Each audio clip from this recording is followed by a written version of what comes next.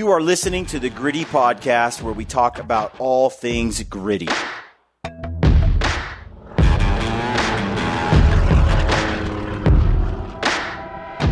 right, folks, welcome to the Gritty Podcast. I'm Brian Call. And I'm Brad Hunt. And I got my buddy Drew Miles from Tricer. How you doing, Drew? Doing great, man. How are you guys doing? So good. So good. We're at the Western Hunting Summit. We are. We are. You know, when I first started Tricer, I always said, like, I'll know I made it when I got on the Gritty Podcast. And I've been trying to buy my way into this thing for 4 years. And I made it happen. People. I finally made it, man. Sweet. Yeah, like Drew, we've known each other. I mean, it's the first time we've met. Mm-hmm. But man, I'd say the last year and a half, mm-hmm. we've had a lot of conversations about a lot of stuff, tripods, because, you know, we're filming what we're using, and you're like, man, how can I help you guys lighten your load, but also still have the performance? Yeah. Tell me tell me about Tricer. Who is Tricer? Oh, man. Tricer's just a redneck making tripods better. Maybe that's why we get along so well. Yeah, I mean, really, everyone's like, "You're like an engineer." I'm like, "No, man, I'm just making, a better mousetrap over here." Tricer started, I was on an elk hunt. My father-in-law, he drew a tag. He was 72 years old. He weighed like 330 pounds. And I told him, I was like, yeah, he had 1 point. And I'm like, put him for this unit, you'll never draw. And then he freaking drew an Arizona tag with 1 point. Mm-hmm. And I was like, well, great. You're going to have to lose weight. You're going to get a personal trainer. He got all offended. And then he ended up getting a personal trainer. And he lost 50 pounds by the hunt.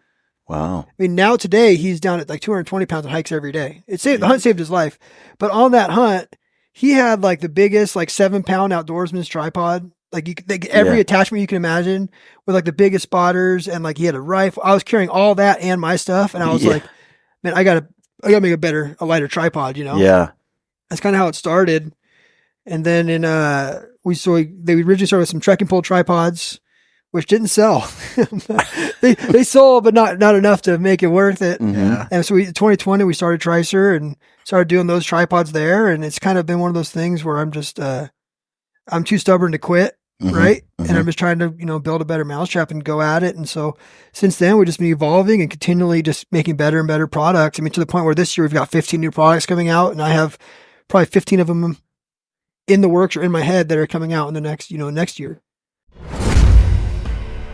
Hey, if you like our show and you want to support us, you can head over to Canvas Cutter. They sell these awesome bed rolls that we've been using for years. You can just throw these suckers out on the ground, camp in them. You see, I got my sleeping bag inside. Can't recommend them enough. They also have duffel bags, some of the best you've seen, canvas duffel bags. They've got beanbag chairs as well. They call them the dirt bag. They got wall tents. Head on over there, use the code GRITTY.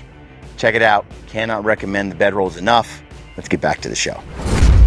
The tripods are crushing it. The heads are crushing it. They're all innovative designs that I haven't seen made before. Super creative. Yeah. You say you're not an engineer, but it seems like you are. You got the mind of an engineer for sure. Just the little details on certain things. Like, we've been talking about some stuff here at the summit, and you've been showing me some new products coming out, and I'm like, dude, how did you even think of this stuff? Like, that's for real. So, yeah, I mean, I have patents to my name. Like, I've patented a machine, like industrial machine for HVAC. Mm-hmm. I patented a widget in like 2012.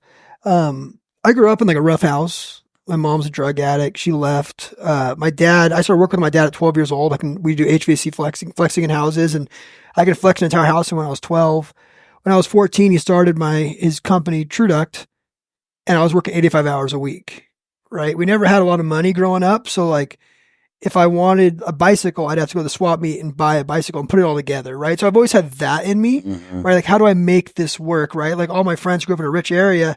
They had like, this is the 90s. So they all had like the new CR80s, right? And the flow red wrap plastics. And I had like the 1984 Yamaha that I had to work on. But like, looking back now, like, that's what kind of made it to where I can do this, right? That's why, like, when this tent broke over here at Livesay, I ran in here and got a kimchi lid, put a hole in it, made the tent work for Livesay. You know what I mean? Like, I've just been my whole life having to find a way to make things work and be competitive with less, right? Like, Same thing with Tricer. We didn't bring any investors on. We've just been freaking winging this thing out of our garage for forever. Tell me, 2020 to now, what sort of scale has Tricer grown to? Because I'm seeing reviews of Tricer tripods and heads and stuff up there with some big name brand products now. And rightly so, because there are tripods of choice. One of the reasons for that is because when we come to you, and this is huge for us, when we come to a company or a engineer, designer, inventor, whatever, product creator, manufacturer, we're like, look, we don't know how you're going to solve this problem for us, but here's our problem. Mm-hmm. Here's what we want I want XYZ. And then you take that feedback and you come up with something that satisfies that need. Mm-hmm. Bryce does it with Peaks. Initial Ascent has done it with their backpacks. Lampers isn't as deep. I mean, glassing pad, let's face it, it's pretty basic. But he does listen to my feedback a little bit. But no, seriously, you've done that. And one of the things I've filmed so much, a lot of guys are out there, they're looking for, a lot of hunters, a lot of our community, they're looking for a way to put their spotter up, run it, pack a lightweight setup. It was a dream rig for lampers. It was great for Brad. Here I am with like a 10-pound camera and lens. And I'm telling you, well, it doesn't quite do what I need it to do, to hold up, be stable, fluid, give me these options. And yet I want the performance and the weight. You take that feedback, you go and you do it. You create what we ask for. Mm-hmm. That's remarkable. It's not very common. And we feel like we're working with the brands that do what we ask. And when we go and talk to them about these issues, it's shocking to me how many of them are like, yeah, we don't really care about your feedback. We got this. Yep. And you're like, guys, don't you want to be better? There's nothing better than like tons of in the field testing. You know, a lot of companies are coming to market with a decent product or a good product, but then there's a lot of changes that need to happen in those products and stuff. They're just not quite there. And there are a lot of companies, like when we give them that feedback, I mean, we're spending 100 days in the field just hammering it. If it doesn't stand up to the abuse, it doesn't perform how we want it to, and they don't pay attention to those details that we're telling them, like we're just coming to them with a problem. I don't have the answer how to fix it at all, like Brian said, but when they do take that into consideration, man, on both levels, our end and your guys' end, the consumer, or not the consumer, but the supplier's end, it just makes a really, really good product at the end result. Yeah. So put a number to it. We had 2,800% growth last year. So yeah, it's a rocket ship. This thing's a rocket ship, and it's growing, and it's exponentially growing every month since.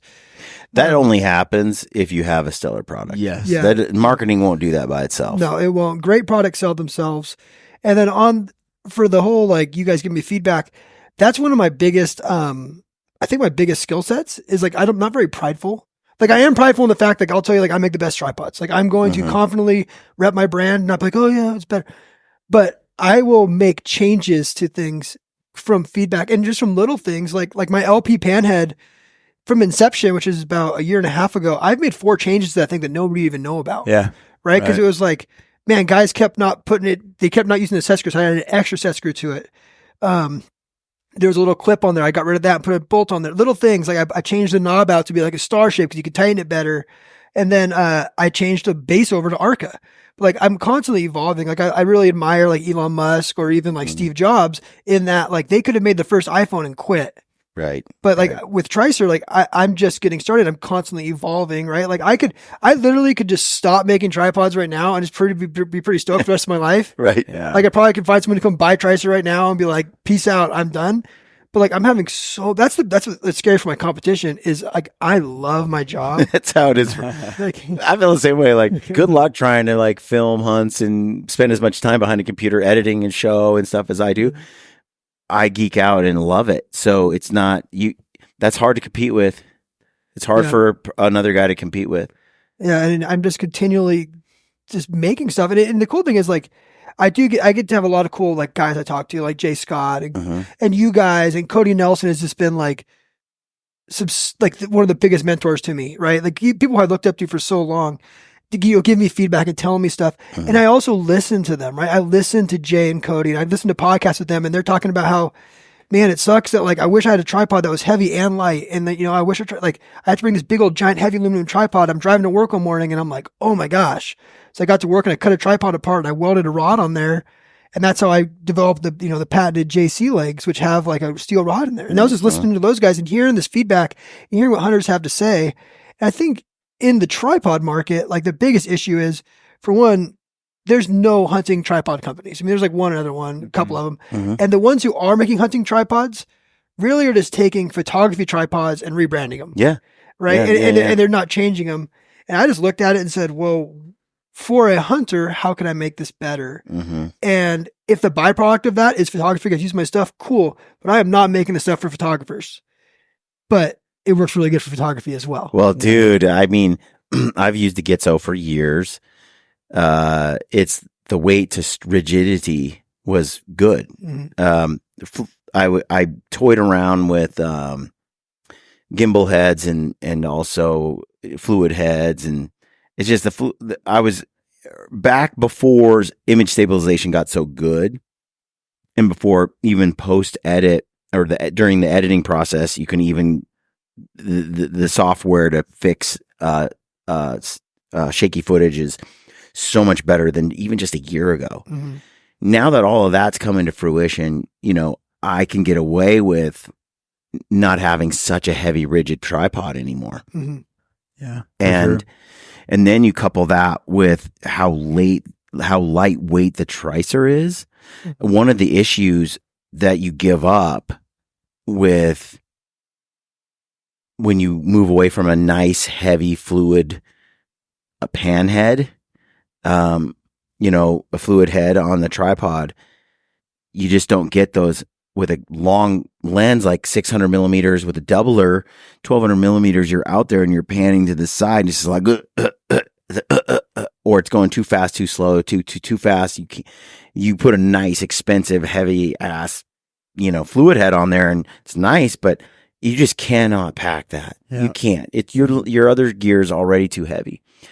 You come along and you bring to this, knowing what that problem is, this new tripod, dude, it's ridiculous. Are you the only one who's come up with this design where no one's done this before? No. Dude, so folks, I can put the heavy lens on the camera, on the tripod. It's stable. It's on the head. And I still have a fluid head. I can mm-hmm. spin it around with your fluid head. But as with most lightweight fluid heads, it's not that fluid. Mm-hmm. It's fluid enough, but it's a little glitchy on that initial movement. It's not what you want generally for filming. You can position the camera well with it, but it's hard to pan with it. With that knob you have on there, and you just gently turn it, it's like you'll have to describe it, but the camera just pans left, right, like steady, same pace, same clean motion. Like the amount of great panning shots that I'm going to get now, I'm picturing in my head with my cameras is just unbelievable. And then to be able to follow an animal in, you loosen a head with a heavy load on it, and then your tripod goes, whoom, and now it dips down and you've lost the animal.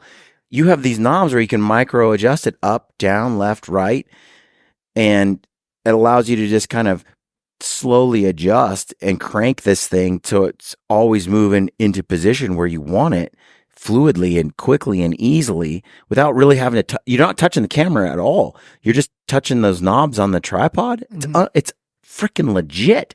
And then you add the ball head to it on top of it so you can just quickly stabilize it.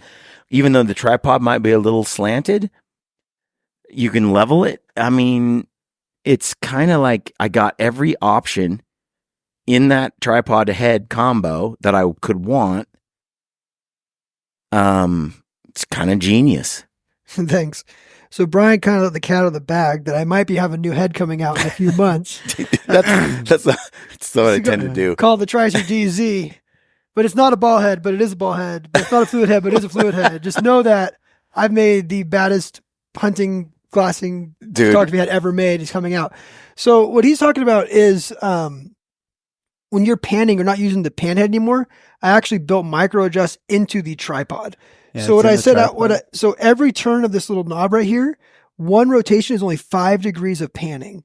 And again, a byproduct is photography. Mm-hmm. What that was built for is for me being a KUIU guy and running big optics. I wanted to create the best large optic tripod ever made. Right. And it started out on a glassing knob last September. Mm-hmm. And here we are and it's already done. Dude, it's legit. It's so legit.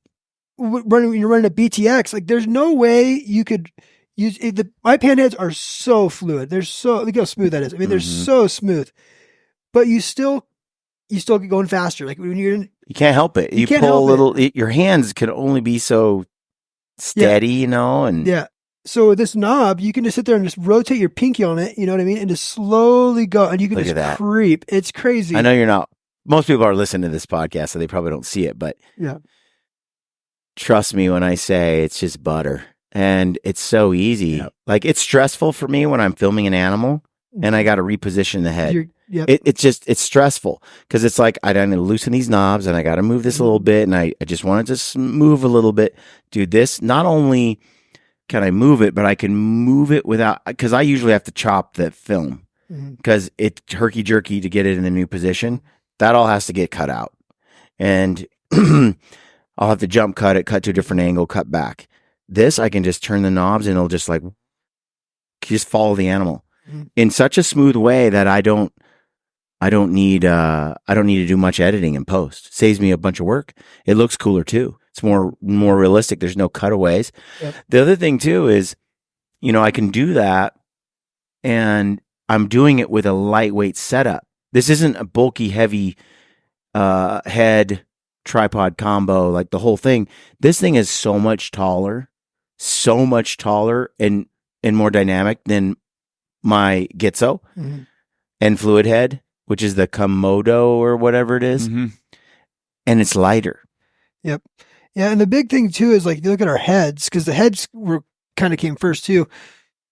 I'm using like a 2-inch bearing in here and I'm only using one. So if you look at it, I cut everything out of the head. So this head only weighs 12 ounces. Right? Where like that fluid head you're running probably weighs 28 ounces. It's a brick. And this will, if I put a BTX on here, wherever, I just set my tension with these, because it's a big brake pad, wherever it is, and I can it'll stop right there. Your camera won't keep going down. And when you're running these other ones, you're just using these little knobs and these, and it's like two brakes, and you can never get it to stop. And the biggest thing with this is, again, it's from glassing, is I don't want to run my optic down, have it, you're trying to find every time I let go, it drops another. And this will not drop. That was the whole idea, is I want to make the best glassing pan head ever made. And so with the BP, I did that. And then with the new DZ that Ryan talked about, I also did that. It just stops. It just stops where you are. And I don't even loosen, ever touch those knobs. Right. Once you get it. I just set the tension to whatever optic I'm running, right? Because if I'm running a pair of 10 power binos, it's a lot. I can use a lot less tension, but.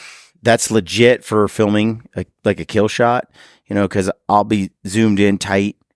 If I have that tension right, I never touch it, but the initial movement is always a little bit like getting it moving isn't smooth. But with the knobs on the side, I can fine tune all of that all the time. But when I need to get on it, I remember hunting with Ryan. He's a cheapskate. So he's got his tripod and then he's got the head, and it's the lightest known to man. And every time you tighten it, it's going to drop 2 inches. So he's got the bottom of the scope on the animal. Then he tightens it and lets go, and it goes, and it about lands in center. And that's how he and he was pretty fast at it too. And that's how he would get every animal in the scope. And then, if he added his phone DIGISCOPING device to it, it was like, oh crap. Now he had to adjust it, and he had to lock it in way out of range. So it would drop into range. It's so annoying. Yeah. Yeah. Now, like the new, the LP head for any glasser, and I've even used this with a big spotter.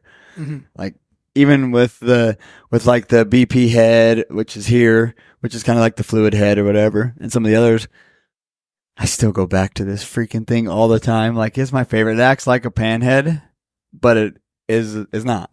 I mean, sorry, it acts like a fluid head, but it's a pan head. I've heard some people say, some people say they used it for a couple days or a day or two, and they compared it to a couple other brands that have a similar setup.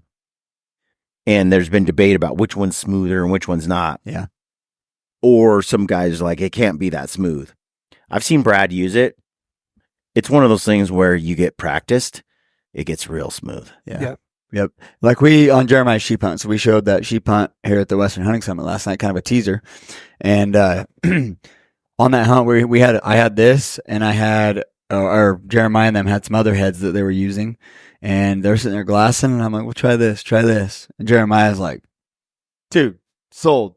Done. Like, not going back. Sorry. He's got them in the shop now. He's Wild got 'em in the Arrow. shop Yeah, now. they're fully set up, and they're going to be selling Tricer at Wild Arrow. Yep. I spent 7 hours down there with those guys. So plugged Wild Arrow. Those guys are freaking rad, man. Like, I went in there and I got a Hoyt bow from them last Thursday, and I was like, I'm not going to shoot it. And then by the time I was on with the day, they had me dialed out to 100 yards. I mean, they took me to a range, set me up, and I shot 3 TAC courses and 2 Western Hunting Summit courses.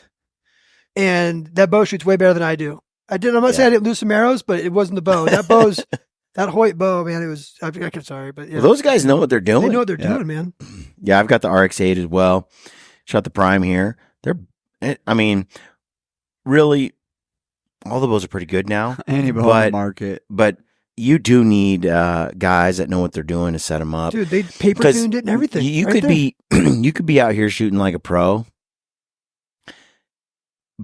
And we experienced this, but it comes out of tune, or your fletchings or your arrow, your knock is a little bit off, or your rest, whatever it might be, or your peep or your draw link's not quite right, or the hole weight's not perfect, or all these little variables. And you could be sitting there shooting really clean shots and getting terrible groups. And it has nothing to do with your ability. You really need confidence that when you have a bow set up, that the bow is shooting perfectly and that all the problems are yours or you. Yep. It's a nightmare to be trying to fix what you think is you, and really it's the bow the whole time. And that's where it helps to have guys. If some dude at the shop pulls up and shoots your bow, and he's a pro, and he's like, dude, this is drilling dimes, you got a problem. It's you. It's how you shoot. But if it's going all over the place, like, no, bro, like, there's something wrong with the setup. We need to tweak it. And it's so good to have a shop like that and guys that know what they're doing. It makes archery so much more fun. Yeah, those guys, man, that was the first time they'd used like the Tricer head, the LP head, and they were really, really impressed by it. And my favorite feature is it because it's all one motion. The up and down, left and right. It's all just a twist of a handle, and then you can adjust that drag, that tension.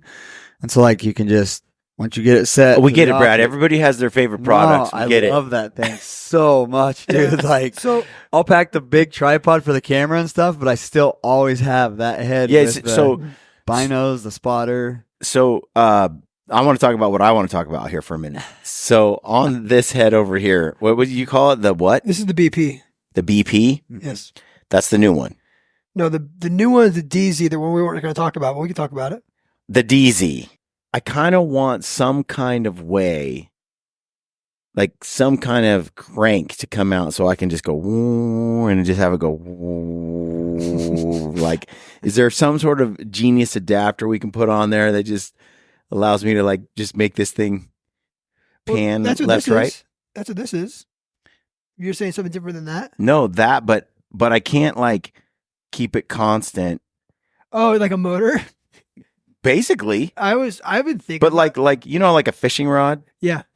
Can you bring something out where you're just like, so I had this goes around? If you get to use this, you'll get to be able to do that. My original design when I did this had that in it where it flipped out like that. I just didn't like it.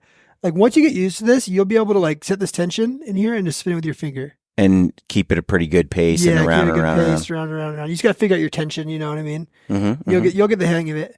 So kind of like this head Brad got practiced with. Yeah. Once you use it, it'll do it. I can tell you right now, like from a hunting standpoint, I found so many animals last year. That's how I knew this worked, right? Like I made my prototypes and then I hunted. I think I put like 45 days behind this thing, like looking for coos deer and elk. And it was like, I called Cody Nelson. I'm like, Cody, we figured it. Like, this is it. Like, I got it. Like, this is the best. This is the best tripod I've ever made. Yeah. Like, this thing is going to blow people's minds when they get it. Right. Like anybody who runs large optics is going to own this tripod. 100%. Or big camera. I think big camera guys the same way. Yeah. The birders all the same way. Cause once you use it, it's just there. And like same thing with like talking about like my stuff. You were talking about how, other stuff's really light, but it's not stable. Right. Like with Tricer, people always talk about how light we are, but like really my focus isn't the lightness, it's the stability. And if I can add, so like I want to be ultra light, but also ultra stable. Cause I could go build you a tripod that weighs 16 ounces all day long, but it's not gonna be enjoyable to use. Right. Yeah. Right. So like when you look at our stuff, it's not like everyone's like, oh, you have inverted legs. Cause of this, a big reason why I have inverted legs is so everything's right here at the top. So I can just grab it and work right here at the top of the tripod.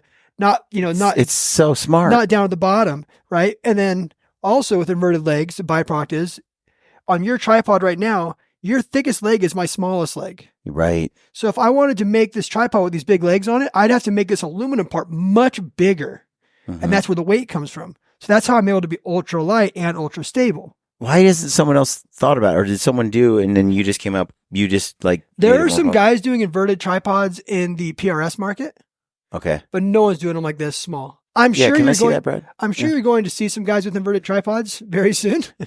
No doubt. I'm sure people are going to be doing it. I mean, one of the things that is an issue with my Gitzo, when I want it fully extended, by the time you get to the bottom leg, you got these little like just pencil legs that are sticking out, and the thing is like wobbling and moving all over the place. So I never use that leg because it's too unstable. I have to get lower and try to, so it's just extra useless weight. Now, sometimes I can sneak it out like 2 inches or something and get a little bit out of it before it doesn't want to bend or shake. Yeah. But on yours, I get way more traffic out of it when I can run it like this. The other thing too that's sweet about this is you don't have to twist it much. Yeah, it's quarter turn. My other one is like, whoom, whoom, whoom, whoom, and then you got to come down, then you just roll it back. Yeah, quarter turn. Those are actually, I made custom bushings for them too. So those are all waterproof bushings in there to keep water out of them. It's a slick setup, man. It really is. Hey, if you like our show and you want to support us, head over to Peaks Equipment and check out what they have. Use the code GRITTY over there and you will save. They've got the trekking poles. They've got their sleeping bag that they just dropped. Peaks has a teepee, they have gaiters, they have a headlamp, all premium products for the outdoorsman. Head over there, use the code GRITTY. That's peaksequipment.com. Now let's get back to the show. Love it. Yeah, absolutely. It's so stiff. So one of the things that I had wanted was, talking to Brad about it, a wider platform. Because a lot of the glassing stuff is narrower. And then a lot of the camera stuff is a little wider set. And I noticed when it had a wider stance, it was way stiffer, especially in a good wind. And the JC did that for you. Yeah. The JC did that. Yeah. And then, I don't know, I like, because there are some hunts, you take an antelope hunt, you take even some mule deer hunts and stuff like that, late season or whatever. A lot of those hunts are out of the truck. And having the weight to add into that when you're packing around in your truck, because the wind and stuff like that, cool. Throwing that weight in there and the legs and the column and center column and stuff. I mean, when you don't have to pack it on your back, throw all the weight on the tripod you want. So that you have a super steady tripod while you're glassing. Yeah, so what he's saying is, so in the JC tripod, I patented steel rods. So in each leg is a 1 pound rod that you can turn around and have it be a steel spike, or you can take it out and have no weight. And then there's also weight in the center column. So the JC tripod can weigh 3 pounds or it can weigh 7 pounds. So like for me, like I pretty much always run it at 3 pounds. Unless I'm, if I'm in Mexico driving around the truck, or, I'm going to do antelope in Wyoming, getting out of the truck a bunch, or it's super windy. Because this thing is a freaking boat anchor. When you get those weights in there, out on the ground like that, it just locks it in there. It's phenomenal for glassing. Exactly. It is. Like if I was in Mexico, like we've been, you know, we just use that heavy deal, and it just because like I would say it's 75% of the time we're not doing a ton of backpacking on there. It's like day hikes and stuff, where most of it's coming out of the side by side and then going to glass and knob. I think a lot of people don't realize how much weight makes a difference. So the other thing that what I'd like to see is some kind of boulder holder, like a pair of sheep nuts, you know, or you can just like put that giant rock in there and then attach it to the bottom. That's a good idea. Just so that, like, because I'll pack my bag, it's ghetto, but I have a little bag that I'll put a big rock in it, because there's rocks everywhere. Throw that rock in there, hook it on the bottom. Like some of our mountain bear hunts, I'm like, I can't carry this heavy tripod. I get up there, it's a pretty skinny little tripod. It's shaking a lot in the wind. As soon as I take a big old rock, stick it on the bottom, it'll hold. But no one's built one that's real fast and easy. I almost feel like that's a good, like a taco, like a stealthy ball sack or something like that. Like he already does all this stuff. He could do it. You're right. Speaking of ball sacks, I know Livesey is all about his llamas. Dude, those things have smaller balls than my freaking Rottweiler. What is up with that? Right. What is up with that? Like, how does this giant animal, like, I know, and then I lost respect for him. You look at Jeremiah's sheep. I mean, those nuts hang past almost to their ankles. That's what I was exactly what I was thinking. You know that some guy told me, and I hunted odd-ads. You guys hunted odd-ads yet? Not yet. Oh, that's a fun hunt. So we killed odd-ads public land like 2018. The guide was telling me, he's like, take the ball sack and put it around a can, and it'll dry. Yeah. And you turn into a pencil holder. Yep. Because they're that big. So you got like Jana Waller. She's done like a purse. She's done a lot Really? of stuff. Oh yeah. Yep. She's got a lot of stuff. That's funny. It's fun to watch. I didn't do it because I was like, I really don't want a ball sack on my desk. But you could. They're giant. It's not really my thing either. Livesey's llamas, man. Those things are not packing. I can tell you what. they're a pin holder. Yeah, they are like a pen holder. No. So of your tripods, Drew, what is the most popular model? Oh, without a doubt, we sell the AD like 3 or 4 to 1 to the BC. Really? What's the difference? Tell the audience what's the difference. So the BC is our sitting model, which I think most of the hardcore backpackers, Brad, Ryan, Brady, they're all running the BC. It's lighter. It's lighter, but it's only lighter by like 6 ounces though. It's more compact. It's not much, but it's like so 9% of the time I'm sitting down glassing. So the 80 LP combo is going to do what 90% of the guys need it to do. Yeah. Right? Like the LP is going to handle 85 millimeter spotter. And honestly, most guys are not glassing with the spotter, they're glassing with binos anyways. That's hands down the best setup. All of our tripods, keep in mind, are 3-section legs by design, because the more knuckles you get, the more flimsy you get. So the AD is a little bit longer. So it's about 2 foot long, 24 inches long, which guys get kind of butthurt, like, oh, it's so long. But then I tell them, I'm like, dude, your rifle's like 4 foot long and your bow's like how short does it need to be on the side of your pack? Yeah. You know what I mean? So the AD LP combo is by far the biggest seller we have. And you can sit with it. You can sit with but the the AD. BP LP is another like BC LP, you're going to say like 6 ounces. So if you run the BC and the LP, you're going to be sitting there at like 32 ounces, something like that, 31 ounces. Yep. And if you run the AD and the LP, you're going to be sitting like 37 ounces, 6 ounces more. But yeah, hands down, when we sell, I thought that I was going to sell, like I was telling my partners when we made this thing, I'm like, man, if we could sell 500 panheads this year, it'd be awesome. Dude, I sold like 6,000 of these last year. I couldn't believe we could not keep them in stock. It was just like people got it and they were just like went crazy for it because it's just like it's that good. Yep. And all I did is just address some issues that other heads had in the market, and it worked out. Another one of my favorites. We used it at like the bear tour a lot because we were filming some stuff, like as we were doing our gear dumps and that, we were filming and then projecting it on the screen through the phone. Is the phone holder. It's like throwing it on a tripod. So if you're a solo backcountry hunter, like I remember trying to take pictures and set my tripod up, get the handle set at an angle so my phone will sit there to try and take a picture of an animal of myself, or whatever. And now you got the phone slides in there and then you can adjust it all the way around 360. It's freaking cool. It's like the stupidest piece of gear that I sell so many of. Like I was like, I'll just make one of these things, and it's just like we can't keep them in stock. People buy them like crazy, and it'll never leave my pack now because like I'm always hunting with my kids. Yeah. And you can just put it, so instead of having to do like the whole rock, especially when you're trying to do a timed photo, because you press the button and then your phone falls over when you kind of get to the elk or whatever it is. Oh yeah. With that thing, and one thing that was kind of cool with that is like I'll time lapse my like when I'm butchering an animal out. You know what I mean? So that's kind of cool. So you get that time lapse footage. Right. Exactly. It's so lightweight, but it's this is light. It's fully everything a problem we do is that's solved because everybody's had an issue with trying to set their phone up while taking a picture. Or something. Well, if you look at my stuff, like everything I make has to look sexy. Like in the front of my like design book, my little black book, it says people must say this is bitchin' when they get it. Like I don't know if it makes some ugly thing. If you look at like that BP right there, like it's cut in half. It looks like nothing else out there. You know what I mean? Like it has to look bitchin'. Like I've got we'll probably go into bino adapters in a minute here, but I have 7 different bino adapter products now. I can get any bino adapter on a tripod. There's nobody with more bino adapter products than me, hands down, not even close. But like that one there, that's the new bino adapter we got coming out.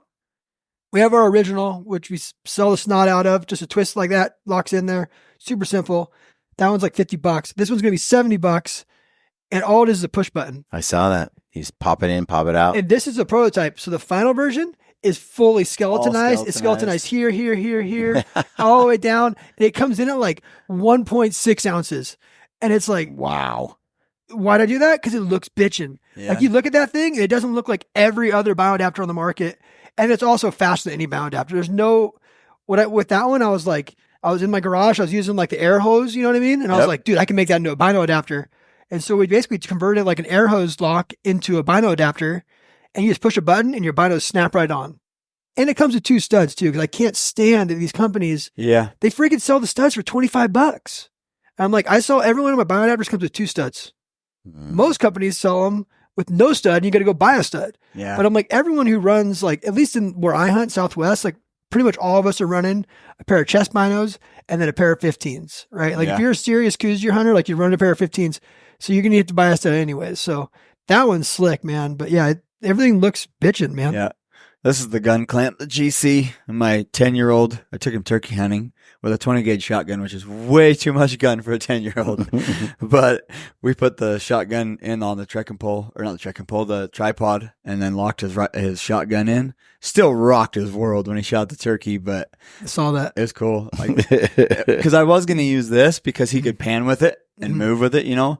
But as I just put it on the LP head, then he still had the panning motion and stuff. But like this RG, lock your gun in, but then you can rotate around the tripod itself and then tighten up the tension.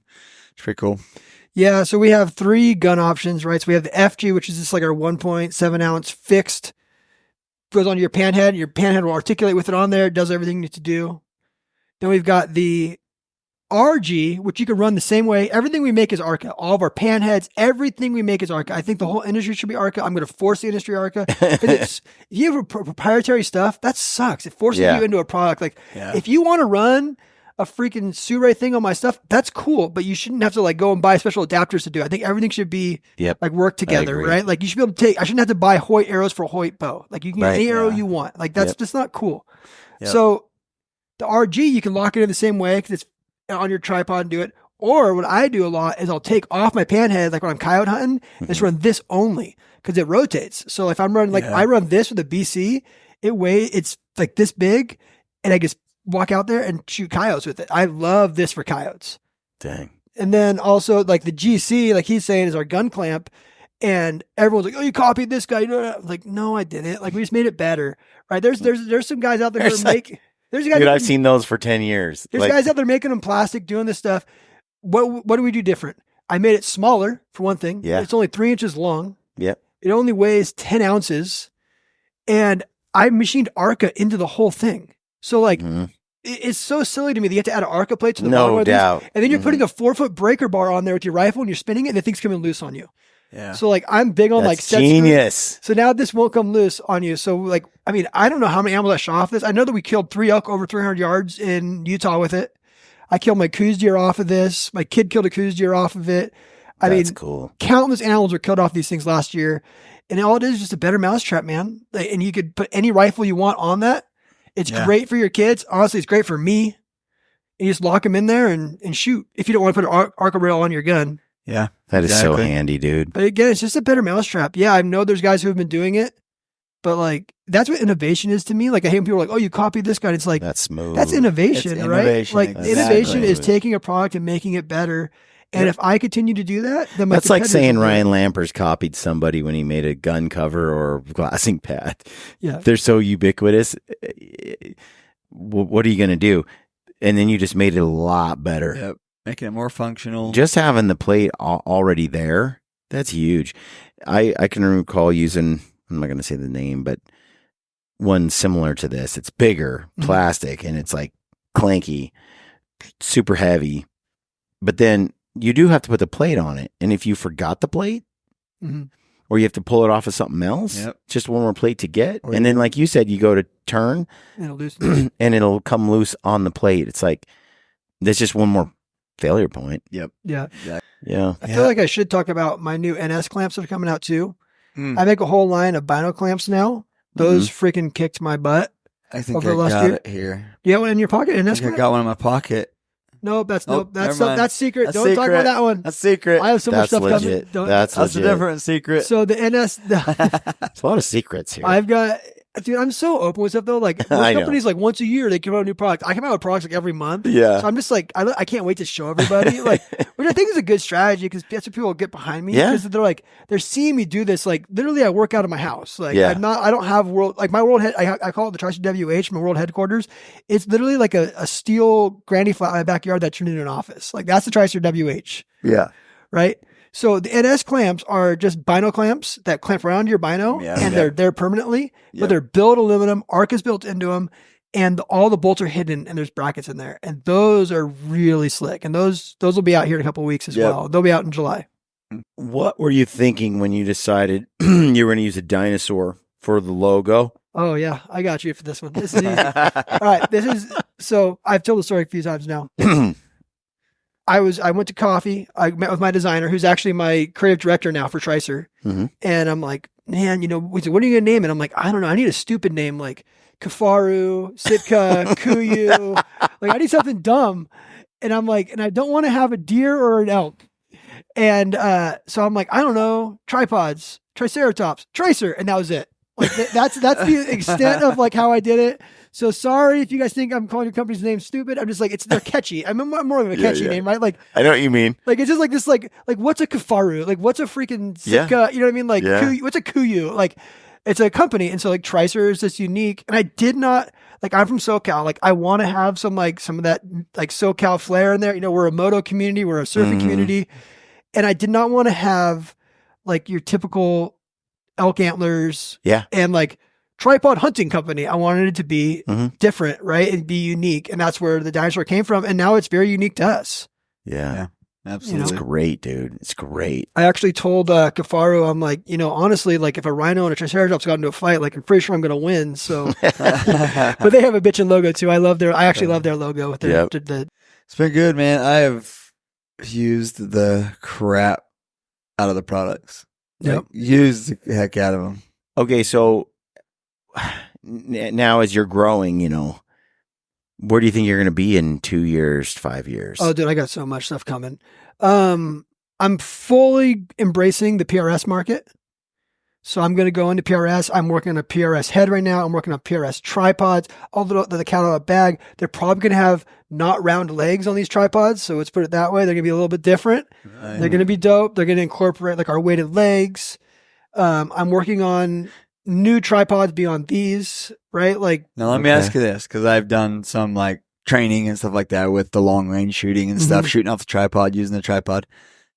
I'm assuming the reason you're not making it a round leg is so the butt of your stock, not the butt, but your stock, if you're using it as like a support system, will fit on there better and you can hold it better, clamp it better, maybe?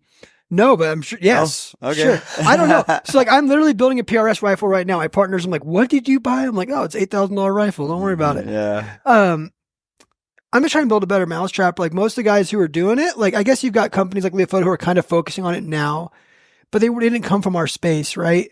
So I'm trying to find a way to make that better. And I think I have it figured out. I'm also working with some really special like composites and stuff and resins. I'm trying to thicken my legs up. Again, like carbon fiber is not that heavy. So if I can find a way to keep my legs skinny, but maybe have them thicker, right now everyone just goes to the same like 22 mil, 25 mil, 28 mil. What if I went 31 into 27, right? And I was able to like make custom twist locks and do all that stuff. So I'm kind of the cat out of the bag a little bit, but it's coming. And like I said, I don't care telling people because it's like, try and catch me. Like catch me if you can, man. 'Cause I'm on a roll. I've got so much stuff in the works for, like, I'm just loving the tripod space. Yeah. Like, there's so much more to do within tripods alone. Like I don't need to go outside of that right now. Well, what's surprising too about that is you would think that what could be invented has been invented on so many levels. And I've over the years, I no longer believe that about just about everything because we've seen some major innovations over the years from, I think from even teepees to sleeping bags, like even All-in poles adapters, and the poles, the all-in, you know, like there's some really like innovative products continuing to hit in a market where you thought, oh, they're done now. Mm-hmm. Yeah. It's been done, but it hasn't. Yeah. And I talked to Bryce about that from Peaks. I was just telling him, like, you know, that's cool innovation. Like, there's been teepees for a long time. Yeah. But Bryce thought about it a little bit differently. He added things to it to make it a better teepee. Dude, the cross members on the top with the poles And inside. then it gets you a little more straight on the sides. Like, it's like, so you're not getting all that spit on you when you're more waking up in the headroom. morning. That's You know right. what I mean? Yes. I know that, and I think that's what it is, you know, you're not trying to reinvent the wheel. You know, nobody that comes to market with really good products, they're not trying to reinvent the wheel. They're just trying to make the wheel that is there more efficient and work better and perform better. And that's exactly what you've been doing with all this stuff. And you see it with guys like Nathan at All-In and others. The pursuit of lightweight yet fully functional is massive for backpackers, for us, for hunters. To be able to have now some of the gear that we run, if they could just make an optic, you know, that's 2 pounds into like 3 ounces, that'd be great. But I don't think that's happening. You know what I want? What I want so badly, because here's something I'm working on. Yeah, I can talk about it. I want to eliminate wind shake. Yeah. I'm working on that without adding weight. So I'm working on stuff for there to eliminate wind shake. I've got you see some of my prototypes are so stupid. Like I've got some stuff right now that like I eliminated the shake out of the tripod, but not the optic. The optics going everywhere, and it's like okay, that didn't work. But I'm working on stuff like that. So limiting wind shakes one of my goals. Yeah. Right. Whether I do that with epoxies, resins, whatever, thicker tubes, that might help. I want to find a way to be like, hey, my stuff is 25% less wind shake. But dude, if they could find a way to eliminate sun rays. I know. Like that would be freaking dope. The heat like waves, if they get man. like the heat waves, man, like oh gosh, if we can get rid of those things, those are the worst. Yes. Yeah. I would write you a check right now for those binoculars. Yeah. No. Well, shoot, Drew, it's been awesome, man. Yeah. Like I've enjoyed talking with you, getting to know you better, you know, getting to shoot with you here and stuff. Been fun. I mean, I'm disappointed you didn't hit the 146-yard target the other night. Loser. You loser. You know, Bodie Turner and I, we did. What was your problem? No, I'm just kidding. Dude, no joke. I mean, Bodie smoked Brad, but like, dude, Brad just picked his bow up and like just dropped it to the bottom of his bubble and just center punched this bear. I did some calculating with a flosser. If Bodie wasn't here, I would think Brad was awesome. And then Bodie just shows up and freaking like 12 rings this bear, 146 yards. Bodie's incredible. He's incredible. Like, he's just such a good shooter. And man, the summits are awesome too, because you get to learn a lot from a lot of different people.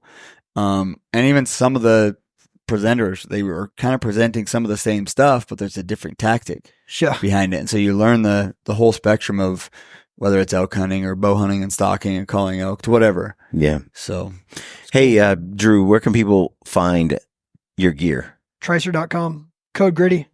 I love it. Save 10%. Save 10%. Code Gritty. Yep. Tricer.com. And we do a couple sales throughout the year. But we try not like the best deal going is using Code Gritty. Like you want to save 10%, use Code Gritty. Yep. Get in there and do it. And the most popular is the LP head. LP AD tripod. AD tripod. But Brad uses I use the BC. Almost 90% of the time. Yeah. You're going to go on my site. You're going to we have so many returning customers. You go on there, Tricer.com. Once you start working with us, like we take care of you. If something goes wrong, we fix it. We take care of it. Like even when you're the guy that breaks it, Or you can be like Ryan Lampers and just lose it once a month. I'll send you a new one, right? You guys might not get the same treatment if you're a customer.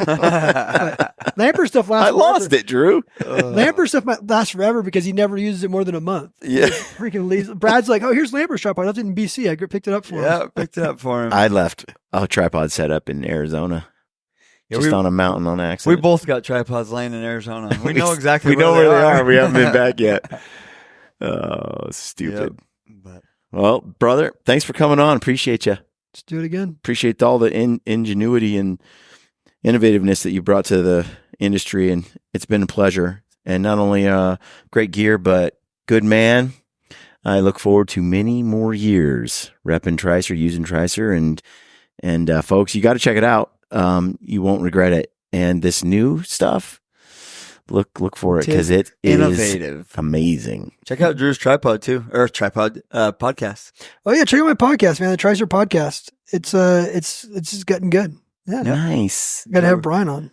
Yeah, Gotta have Brian on. I'd love to. I had the pleasure to be on there Yeah. a month or two ago. yeah. We're putting out a pack series that goes like that. July. It's a 6-week pack series starting July 1st. Got all the big names on there. Cool. It's, so we got that coming out, and it's really neat. Just go to Spotify, Apple, all those places, everywhere you can find it. and it's just Tricer Podcast. The Tricer podcast. Yep, Nice. got an awesome host. Cool. All right, folks. Thanks for tuning in. And we'll catch you on the next episode. Stay gritty.